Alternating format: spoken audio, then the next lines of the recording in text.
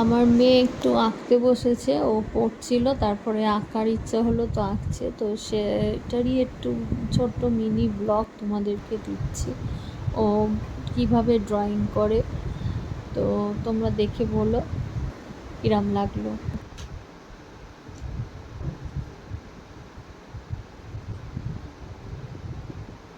কি বলতে হয় হয়ে গেলে?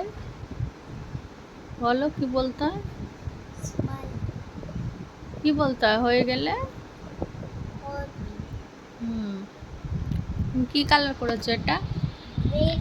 এটা কি জিনিসটা? কি এটা? ডলফিন। আর এটা কি কালার করেছো? এটা কি কালার? এটা ইন্ডিগো। বাই বাই করে দাও। Bye bye. তোমরা জানিও